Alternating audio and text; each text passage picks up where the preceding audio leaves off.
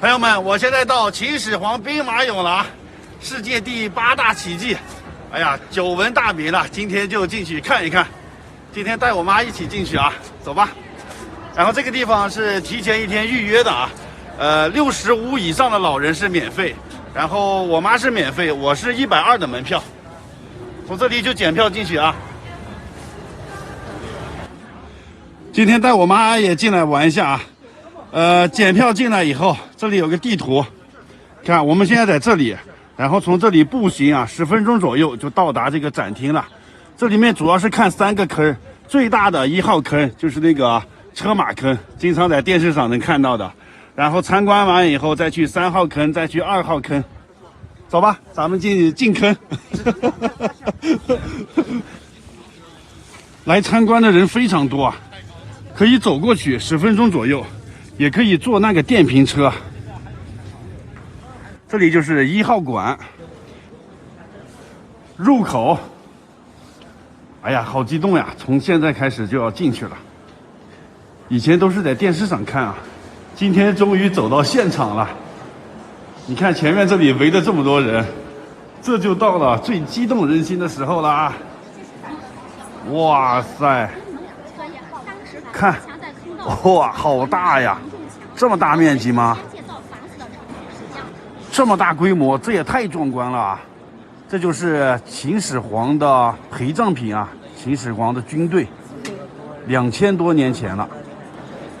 哇塞，这是原址上挖掘以后，后来加盖的这个棚啊，这是遗址上建的这个博物馆。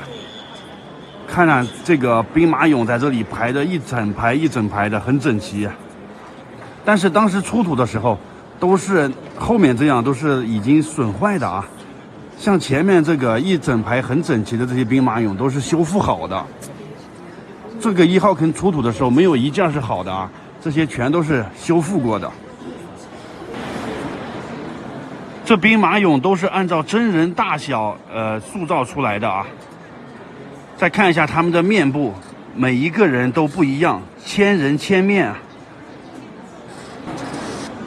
这就是2000年前秦始皇的地下军队啊，看看他这个军队是怎么样排兵布阵的啊。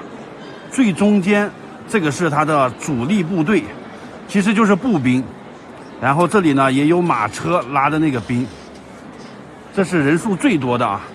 然后最前面这里呢有3排，这个是特种兵，也叫做敢死队啊，有什么攻坚任务就他们这一排人先上，其实就是炮灰。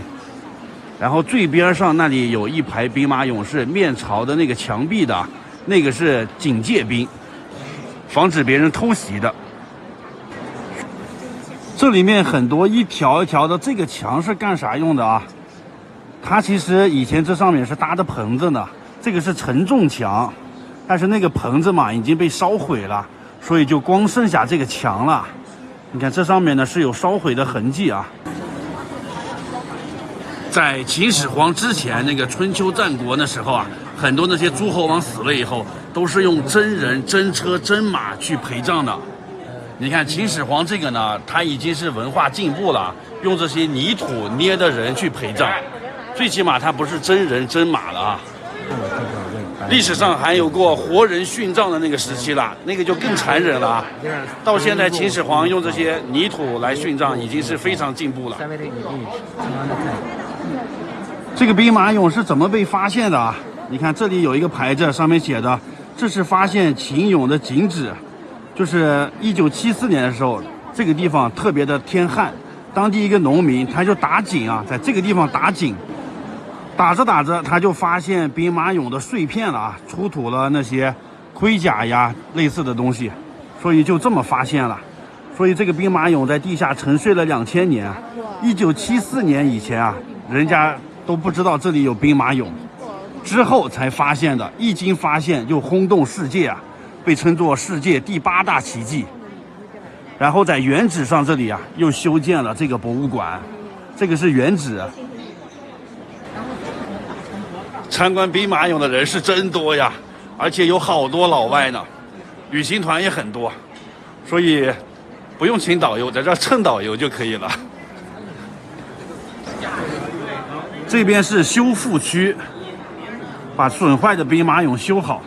而且现在这个1号坑还没有发掘完毕呢，还在继续发掘，据说要上百年呢啊！所以在这里干挖掘工作是一个铁饭碗。看看它是怎么样被修好的。现在就去3号坑看一下，这个坑的面积比较小，但是它的级别很高，因为这里面的兵俑啊都是那种将军、将官之类的啊。1号坑都是士兵嘛，这边都是将军，但是这里也都是损坏了啊。看看这个坑里面，这里有修复好的。这个3号坑呈一个凹字形的，它就是指挥中心，运筹帷幄之中，决胜千里之外，就在这里指挥排兵布阵的，所以它的等级比较高啊。这个3号坑里面还可以照相的啊，就是跟它复制的这些兵马俑拍照，在这里呢。这里做的假的兵马俑啊，可以去拍照的，妈你招招手。这里不错的，做的就像真的似的啊。现在就去2号坑看一下啊，这个里面出土了兵马俑的镇馆之宝贵社俑。这就是2号坑了啊，这个面积也是挺大的。然后这个坑没有怎么发掘啊，都保护起来了。然后我们看这个一条一条的这个承重墙啊，这个兵马俑就放在它的这个中间，因为这个承重墙上面是有那个顶棚的嘛，这个顶棚塌了，所以把那个兵马俑都压坏了啊。刚才我们看1号坑的时候，那个发掘出来以后，那兵马俑都是一片一片的嘛。这里围的最多人的地方啊，就是兵马俑的镇馆之宝，这个叫做贵社俑。它是唯一一个没有被压坏的，就是保存完整的兵马俑啊，因为它是呈这个跪的姿态嘛，它的个子比较矮小，就是天塌下来啊，有个高的顶着呢，所以就没有压到它。看看2000年前的人长得什么样啊？有小胡子，还有单眼皮啊，眼神，然后他穿的衣服，这个铠甲，你看他肩膀上这个呢是下面的一片一片的压着上面的，这样他抬胳膊的时候就好抬啊。然后可以看看他的鞋底，哇，这个细节刻画的相当的圆满啊，这千层底啊，一针一针纳出来的鞋底子。然后这后面呢还是有颜色的，它出土的时候也是彩色的啊。这是出土的另一个镇馆之宝，这个叫将军俑啊，它是所有兵马俑里面等级最高的啊。你看它的手势啊，这个食指伸出来，这个就是一人之下万人之上的意思啊，就是说它的地位相当高了。整个兵马俑里面才出土了7件这种将军俑啊，然后他穿的铠甲呢也比别的人穿的要高级啊，还有这个花，这个东西是系这个铠甲用的啊，这个软的这个布条。然后怎么样知道它的等级很高呢？看他那个头上戴的那个帽子，那个冠，然后还有他脚下踩的这个鞋，这是翘起来的，这都是军官的标志啊。哇，一看他就站得很威武霸气啊，这个大将军的气质显露无余。3个坑都参观完了啊，妈，看了3个坑有什么感想？现场看了挺震撼。对，这个还是得来现场看看，跟电视上完全不一样啊。你现场看完再回去看这种纪录片呀，电视上看印象才更深刻。对，如果光看电视，你看完就忘了，你看了现场才能记住这些资料啊。对对对，是的。这边有一个文创商店呢，进去转一转。如果想带个礼物啥的啊，进去看看有没有合适的。带个兵马俑回去也不错呀。哇，你看这不是有那个兵马俑？买了一盒这个兵马俑纪念品啊，一盒正好5个。你看有贵社俑、大将军俑、一匹马，这个是武官，这个是文官，正好装着一盒，200块钱，做一个纪念品啊，回去当摆件吧。看。这个东西啊，就是参观完了以后，你知道每一个俑的含义，你才会买它。如果这个东西就是摆在市场上，我估计我妈也不会买，是吧？文化内涵。就是他知道它是啥意思。看完这3个坑，别着急走啊。这个门票还包括这个骊山园呢，那边还可以看这个封土堆、百戏俑、铜车马，还有这些呢。坐这个免费的摆渡车去啊，走吧。看这个碑上面写着秦始皇帝陵，哇，秦始皇就埋在身后这里啊，这是封土堆。我们之前参观的那些兵马俑都是他的陪葬坑，真正埋秦始皇的地方是后面这个地方，这里还没有开挖呢啊，保护着呢。现在就到了铜车马展厅了，那里有一个，这里有一个。这铜车马呀，它是禁止出国展览的文物啊，非常珍贵。这可比现在的什么劳斯莱斯什么还要高级啊！简单看一看，它这个上面这个叫华盖，下面是方的，那个是圆的，正好是一个天圆地方的造型啊。然后这个马的这头上有一个鼓出来的这个角，这是皇家马车的标志啊。大家好，今天到陕西的华清宫去玩一下啊，这个地方太有名了，它是杨贵妃和唐玄宗洗澡的地方啊。然后也是蒋介石来西安的时候就住在这里面，然后张学良发动西安事变啊，就在这个山上把蒋介石抓住了。然后西周时期那个烽火戏诸侯也发生在这个地方啊，所以这里相当有名了。走进去转一转吧。对了，这里的门票是120啊，然后65以上的老人是免票的，然后我妈免票。走。还要讲吧，检票进来了。华清宫呢是中国著名的这个皇家园林啊，中国有4大皇家园林。妈，你知道哪4个吗？妈呀，我可不圆明园、颐和园，避暑山庄，然后就是这个华清宫。因为最早以前啊，这个地方都是皇家御用的这个园林，普通老百姓是根本进不来的，所以咱们今天就进去参观一下。这个地方的温泉很有名的啊，每年的冬天10月到来年3、4月份啊，那个杨贵妃他们就会到这里来泡温泉。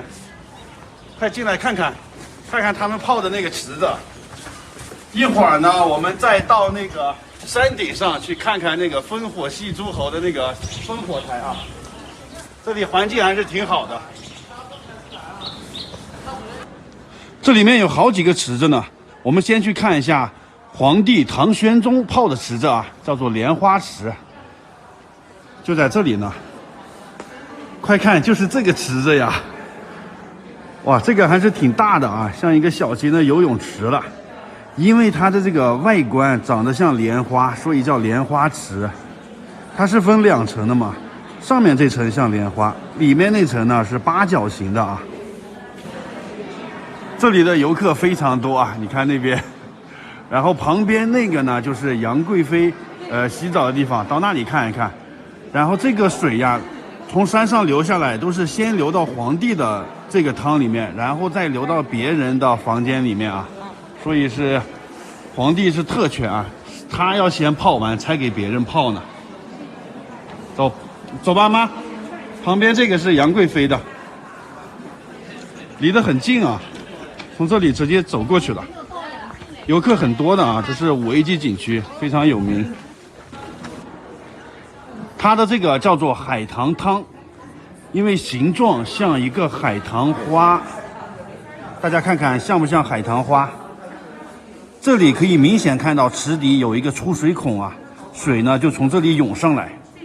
它这个池子也是分2层的啊，你看人就可以坐在下面那层泡池子，跟我们现在澡堂子是一样的啊。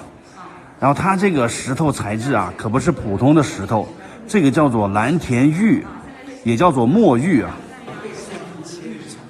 刚才导游讲啊，杨贵妃洗澡的时候会在这池子里面加很多的香料，其中会加一个麝香啊，这个麝香会导致女生就是不生孩子啊，所以这个杨贵妃就没有生过孩子。她为啥要放那么多香料进去啊？据说是因为它有狐臭呢，为了掩盖它这个气味啊。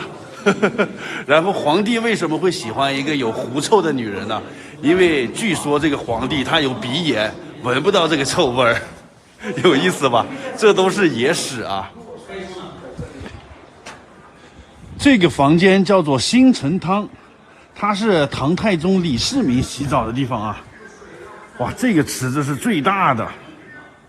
为啥叫新城汤呢？因为以前洗澡的时候没有这个房顶嘛，它是露天的，它就可以看着天上的日月星辰，所以叫新城汤。大家发现没有？唐朝这些皇帝都特别喜欢泡澡啊，多多泡澡，皮肤好。然后这个房间是干啥的呢？这就是沐浴更衣的地方。然后这里面有很多这些池子，这都是水啊，会流经这个地方，然后那个热的蒸汽就会蒸上来，等于是先蒸个桑拿，然后再到那边去泡池子，是这个意思吧？从那边过来的水。最后再看一下这个上食汤，这个就是给皇帝身边的这些大臣呀，还有服侍他的那些人泡的池子啊。你看，等级高一点的人在这个小池子里面泡，等级低一点的人在这个大池子里面泡。大家看，这里有很多这个一个一个的小孔，这是干啥的呢？妈，你说一下。刚才那导游说呢，这个是呢，就是泡的脚软了以后，在这地方磨呀脚后跟的那石头，磨的就成了个这。哦，磨脚后磨死皮的嘛。哦，就磨死皮的。挺有趣的哈，这都是也不知道是真的假的，反正导游说的都挺有意思。反正这么多的温泉水是从哪儿流过来的啊？就是从后面这个骊山上流下来的。它这里一共有3个出水口啊，这个是2号出水口。你看看，这上面还在冒热气呢，是吧？非常的清楚。这个温泉水无色无味，终年保持43度啊，里头含有27种矿物质呢，所以人在里面泡一泡澡，皮肤都好啊。然后这里就是那个1号出水口，这个做成个圆形了啊，这四周围呢全都是蓝田玉。这里是温泉古源3号的出水口，你看他现在专门做了一个这个池子，可以让人来这里洗洗手。这水真的很热呀！你看是恒温43度的嘛，你看水流现在还挺大的。来吧，咱们也感受一下这个皇帝泡澡的这个温泉水，闻一闻有没有那个硫磺味儿？没有的，这不是火山喷发的那个哈，它没有什么味道。现在再看一下蒋介石来西安时候住在什么地方啊？这个园子本来是给那个慈禧太后修建的啊，然后蒋介石来的时候也住过。这里面是保卫室啊，就是那个传达室。然后前面呢，这个地方是蒋介石洗澡的地方啊，沐浴池。你看中间也有一个这个小池子，慈禧太后在这里洗过啊，光绪也洗过，蒋介石洗过，还有梅兰芳也在这儿洗过啊。然后这边是外面的更衣间。慈禧太后为什么会来到这里呢？当时八国联军不是打到北京了吗？他就带着光绪皇帝往西安这边跑啊，然后就路过这里，在这边住过一段时间。专门给他修。这就是蒋介石住的地方啊，叫做5间厅，因为正好有5间房子。看这边就是他的卧室啊，蒋介石就住在这个房间里面。当时人家来抓他的时候，他从后面那个窗户跳出去了，就往山上跑，然后后面人就去追，结果在半山腰把他追到了。这边呢是他的办公室，办公室和他的卧室是连着的，那有个门。这房间的布置应该是按当时的那个情况布置的吧，墙上还挂着蒋介石的照片。然后这边是会议室，开会的地方。墙上挂着他们那个旗子啊，然后当时这里发生了枪战啊，这里还留下了弹孔呢。哇，这个弹孔被标记出来了，这个弹孔好大呀！这为什么这么大呢？因为都是被游客摸的啊，你摸一下，我摸一下，把这个弹孔摸这么大。这里也有2个弹孔，你看这个确实是被人摸的，都特别的光滑。这个边上，这个摸的已经是你看手指头完全都能塞进去了。现在我们坐车到了半山腰了啊，去看看抓蒋介石的那个地方。当时张学良派人去抓蒋介石，他从后窗就跑了嘛，所以他就顺着这个山一直往山上跑，一直跑就跑到这个地方来了。你看这里写的蒋介石藏身处，看那上面有个红布条拴的那个铁链子那里啊，他就藏到那个地方去了。哇，这里还是挺高的，当时蒋介石还挺能跑的啊，跑的这半山腰确实挺累的。然后我们今天是坐那个车上来的啊，坐这个电瓶车往返20。现在在这个地方修了个亭子，叫做兵舰亭，以前叫捉蒋亭了啊，后来把名字改过来了。从这里开始啊，还可以往山顶爬呢。我现在到山上去看看烽火戏诸侯的那个烽火台，然后我妈呢就坐车返回去啊。你在山下等我好吗？嗯，好，好。我去山顶看看。又要开始爬台阶了啊，差不多单程要1个半小时呢。体力不好的就别往上爬了啊。一路上的树木还挺多的。这里有很长的一个观景长廊，在这里就可以看到下面这个市区啊。哇，这个视野太好了，这是临潼区。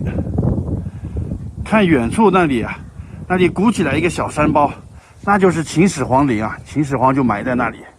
然后兵马俑啊也在那边。然后这边呢就是骊山，骊的意思就是黑色的骏马，因为从天空中看，这个山呀就像一个骏马一样，所以叫骊山。秦始皇就埋在这个骊山脚下。这应该是最后一段台阶了，马上就到顶了。哎呀，好长啊！这就是山顶的烽火台了。周幽王为博褒姒一笑啊，在这个烽火台上点燃那个狼烟。哇，可以进去的啊，有这个台阶可以通上去。烽火戏诸侯的故事就发生在这里。这个亭子是后建的啊。亲爱的游客朋友们，这就是顶上了，这个样子的啊。哇，来到了历史书上记录的这个地方了。然后这上面的视野是最宽阔的啊，可以看到远处的渭河、秦始皇的陵墓，后面的骊山。这个景点里面真的好多出现在历史书上的那些事件啊。好，简单看看就行了。这山顶风比较大，有点冷。下山的时候坐索道下去啊，走路太累了，一个人20。在索道上也可以看风景啊，索道下去就是长生殿了。大家好，我们到西安了啊！到西安这个钟楼转一下啊，这个地方是西安的地标建筑，位于这个整个城市的中心呢。看它周围啊，这些汽车围着这个钟楼在转。地下也是转。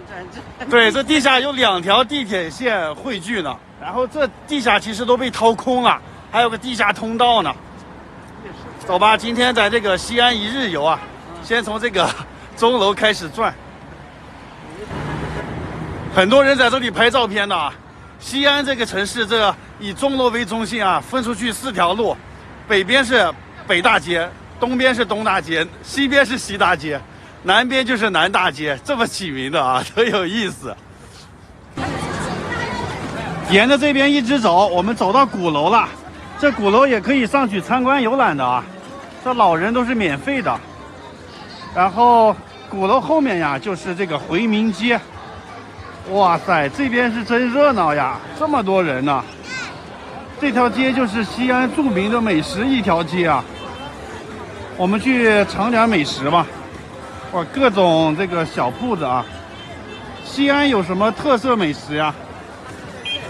妈，你知道西安有什么特色的小吃吗？不是羊肉泡馍了吗？什么夹肉饼、肉夹馍之类的。肉夹馍。走，咱们去尝一尝。你看这个肉夹馍店还排队呢，排这么老长啊！上过央视的呀，这是啊。这个是蒸糕，上面是红枣，下面是那个糯米一样的啊。尝一尝，这个蒸字是这样写的。哎，你好。好吃吗？这不就跟咱们的太原做那个年糕一样吗？就这个糕上面撒的这个枣嘛，还可以，软糯唧唧的。其实挺好吃，就是新疆大烤馕，我告诉你，这一个人都吃不完。贵人解放前。这有一个羊肉泡馍，我们尝一下。然后还有这个 biang 面啥的 ，biang 面。你看人家给了2个馍，要自己掰的啊。哎，把这个也掰了吧。晚上吃不了。掰小一点，都掰碎了。羊肉泡馍嘛，这个是馍。羊肉泡馍，这大的肉。biang 面，我这个面好宽的啊，你看，特别的宽，跟那个裤带似的。牛肉啊，韭菜，来了个凉菜拼盘。看看这个羊肉泡馍，看我的羊肉泡馍，这么大的肉，这么大。这个是粉丝，这是刚才你撕的馍。哦，这就是撕的那馍。快尝一下好不好吃？第一次吃这个哈。嗯。先吃肉。哇，先吃肉吧。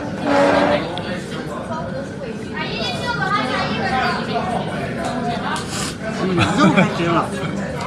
他家这人还做的挺多的啊。倒点醋啊。然后我的biang面28，我妈的那个是38。一碗羊肉泡馍都给我妈干饱了，我吃了碗biang面也饱了，吃不下什么小吃了。看你啥也不随便逛一逛吧。现在我们去爬城墙了啊，到了门口了。你看，这里是西安城墙的地图，它保存很完整的。刚才我们是在钟楼这里啊，现在我们到达南门了，准备从这里上去。今年春节晚会的分会场啊，就要在这里举行呢，正好上去看一看啊。你看这个西安四四方方一座城，以钟楼为中心啊，往东是东大街，往西是西大街，往北是北大街，往南是南大街。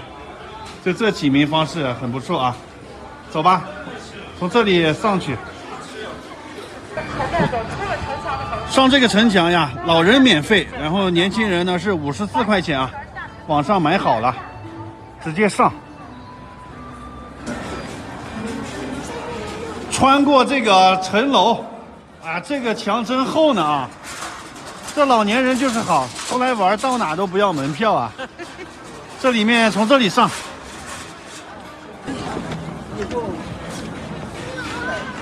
爬得累了吧？这还是挺高的。这里是问城，然后这里是那个城门楼子。西安这城墙真宽啊，可以并排在上面骑马的。然后它转一圈呀是13公里，从南门这里可以转到东门和北门的。然后这城墙上居然这么多人呢哈！你看啊，到处都是人。然后这上面还可以摆摊儿，卖这些工艺品啊。好像是有租自行车可以骑的嘛，没有看到有租自行车的。这卖货的都穿着这个唐朝的这个衣服呀，1秒穿越回唐朝了。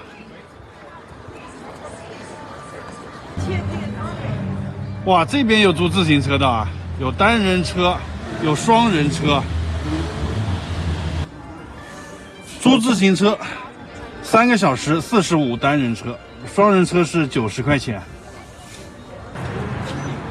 看我们现在这个位置比较好，正中间这是西安的中轴线啊，正那个前面是钟楼。哇，这里给你拍张照啊！来，挥挥手，我拍一个那个长焦镜头。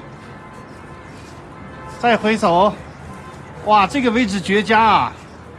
特别棒，把中轴线和钟楼都拍上了，哇，太棒了！好，再挥手，可以了，可以了。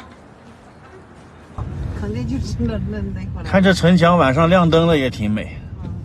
我现在从回到房间了。昨天晚上我们都没有看夜景啊，其实都灯已经亮了，但是我们转的累了，就提前回来了。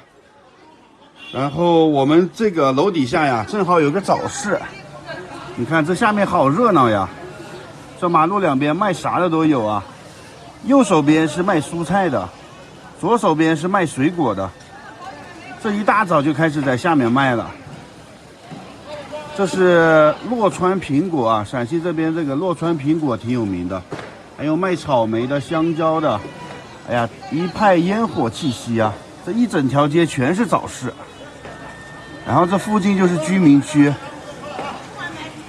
还有卖那个早餐胡辣汤之类的，你应该喝个胡辣汤，那个也是陕西的那个特色美食。我害怕辣了。然后看看我们的这个房间啊，宽敞明亮，挺不错的，晚上特别安静。然后这边是卫生间。我们这个房间啊，162块钱。西安这边住宿的选择还是挺多的，我们选的这个连锁酒店嘛，我感觉还不错呢哈，还包含早餐，特别合适。啊，今天的话呢，晚上我们去那个大唐不夜城，白天就休息就行了。白天歇的吧，可能。白天休的，晚上去大唐不夜城。好了，就拍到这里了，拜拜。大家好，我现在在西安，身后是大雁塔。晚上啊，来逛一下那个大唐不夜城。哇，这个地方人真的太多了。晚上7点钟啊，先看一个这个音乐喷泉，就在这个地方呢。这人也太多了啊！幸好我个高。这音乐喷泉是亚洲最大的，很壮观的。给大家看看这有多少人，我都挤不到跟前。这个喷泉白天也有呢，但是就要晚上开了灯以后来看更好看啊。我妈在前面挤着呢，你看这里我都挤不进去，她早早的就等在那里了。看完喷泉了啊，你刚才挺厉害呀，站在那前面。那也走不过考验。走，咱们现在去那个大唐不夜城，顺着人流往那边走啊，这人实在是特别的多。哇，走在这个路上，它这上面的灯啊，都是一首一首的古诗。然后晚上过来呀，要多穿一点。你看我妈穿的很厚呀。这样，在这边租个衣服啊，租上这衣服拍照很美，1秒回到大唐的感觉。这太肥了，我这能行？前面挡不住，所以我跟你说，你不脱。化妆好了，你看看，就这效果还不错啊。这个像晚年的武则天似的。皇太后，走吧。皇太后，我们去逛街。走吧。 100块钱租的啊，有披风，有那个裤子、衣服，然后呢还给简单化了个妆，头顶上还有这些装饰呢，还可以哈，挺划算的。走，去拍照。这就是大唐不夜城了，哇塞，看人家这个灯光做的，连这树枝上啊都做成这个亮晶晶的感觉了。你看这个角度拍过去好美呀，有那种宫廷的感觉了吧？哇，尤其是我妈在这里拍照也很美，像那个宫里的太后啊。走，然后它这个地上的琴键还会亮灯呢，人踩哪一个它就哪一个亮啊。这里人气好旺的啊！走，看看有没有穿越回唐朝的感觉。这中间还有唐朝的一些雕像人物啊，李白呀、唐玄宗、杨贵妃之类的雕像。哦，这里才是入口呢，大唐不夜城步行街。这里拍照的人也很多，这是免费的步行街啊，两边装扮的是真美呢。来，你站到这里，这灯笼这附近。哎，左手像是要摸灯笼一样。对，哇，这个背景真是绝了！你看后面那个盛世唐安的感觉。漂亮，这种气质。谢谢。哇，这个角度太棒了。这个是喊泉，声音喊得越高，这喷泉就越高。那边一堆人喊呢。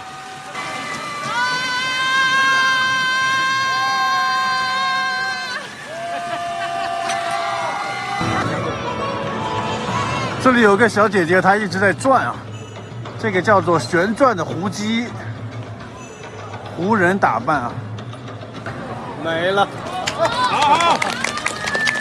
好，好，看我妈可受欢迎了，已经有好几个跟她合影的了，挺有意思。哇，快看快看，又一组合影的啊！哎呀，我妈这个造型真是太吸引人了。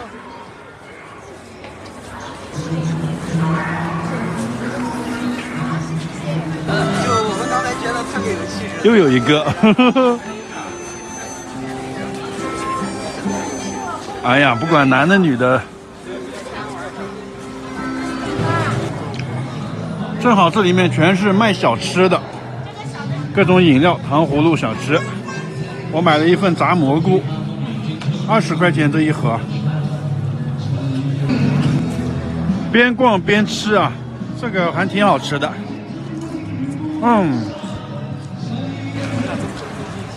我买了个锅盔吃，我是牛肉的，你吃什么馅的？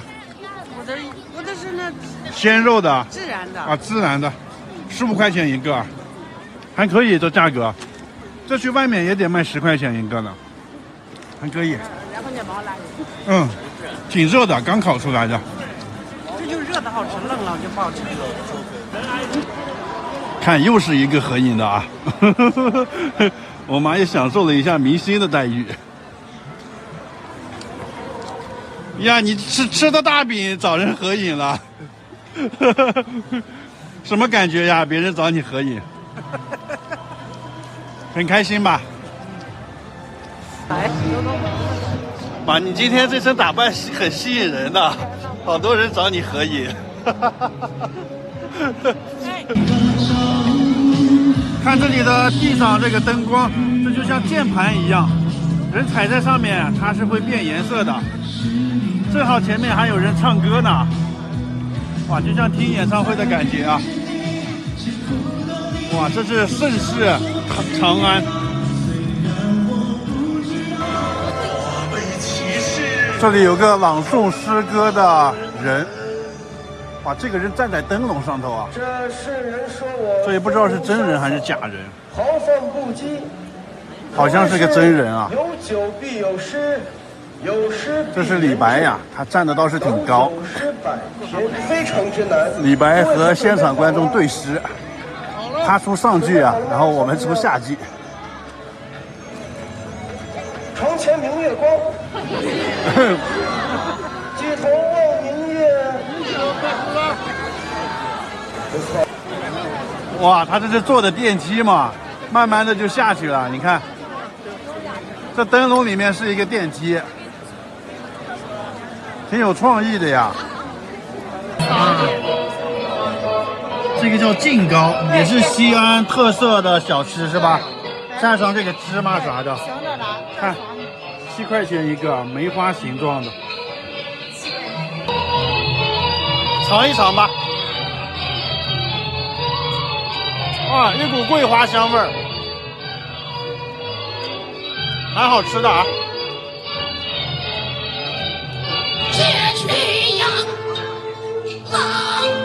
这个是秦腔，唱的秦腔。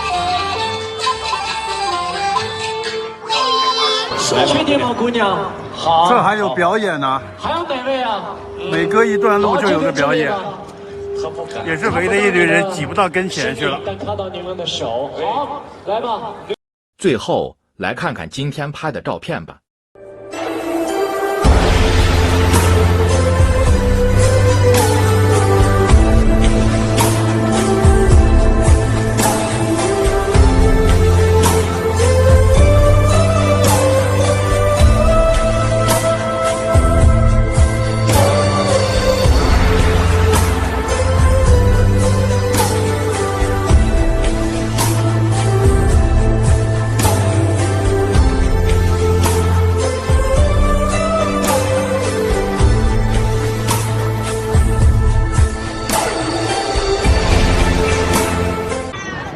现在到西安了，朋友们，现在要到后面著名的这个大雁塔去玩一下啊。你看这里有一个唐僧的雕像。我们知道唐僧西天取经回来以后，他把这些取到的真经放在哪里啊？就放在这个大雁塔里面去了，可以上去看的啊。你想不想知道那个真经长什么样啊？今天就进去看一看啊。而且这个塔距今1300年了，同时期国内其他的塔都不让上去了，但是这个塔可以上去的，进去看一看啊。这个景点人气很高的啊，很多旅游团。他现在门票40块钱，买好票了啊，检票进来了。这个塔它是在一个寺庙里面啊，这个寺庙叫做大慈恩寺，这边是鼓楼，这边是钟楼，晨钟暮鼓，这里面以前有很多和尚的啊。这是唐僧为了保存他取回来的真经，还有其他的一些东西，他主持修建的这个塔啊。然后他的后半生呢，就在这里开始翻译这些佛经。所以这里很有名的，正前面就是大雄宝殿，每个寺庙里面都有的这个大雄宝殿啊，可以在这边上个香啥的啊。这个门前有2个龙爪树，你看这个树干像龙的爪子一样，非常形象。这里面供奉的佛像就不拍了啊，简单看一看就行了。这里面有观音殿，有这个财神殿，好几个殿呢啊。这边就是上塔的入口，哇，这人多还需要排队呢，20块钱就可以上塔。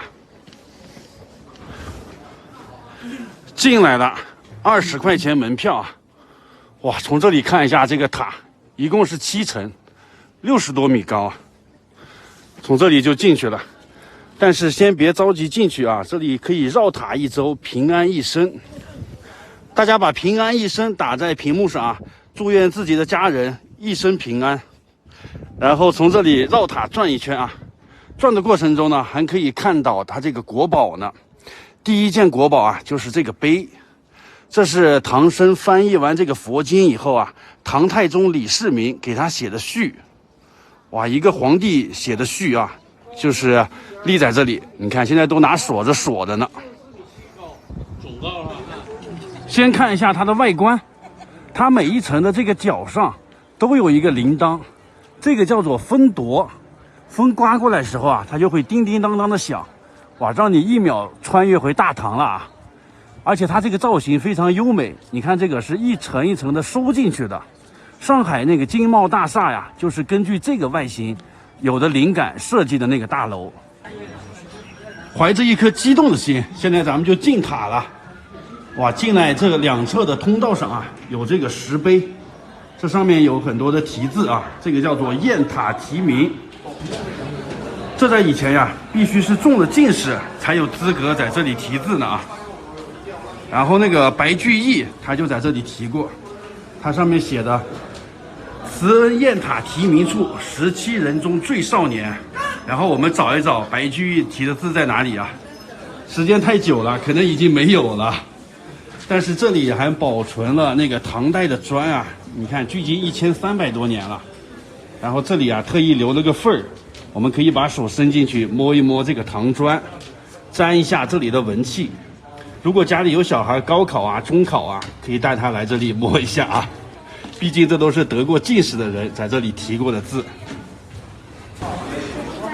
再往里走就是上楼的台阶了啊，可以一直走到底儿去。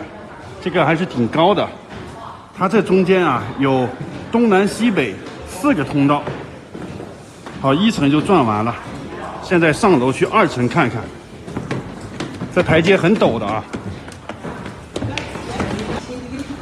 2层也是东南西北各有一个通道，只有正中间摆放的一个佛像，这个是明代用铜铸造的这个鎏金的佛像啊。这是鎏金的，哇，金光闪闪呀！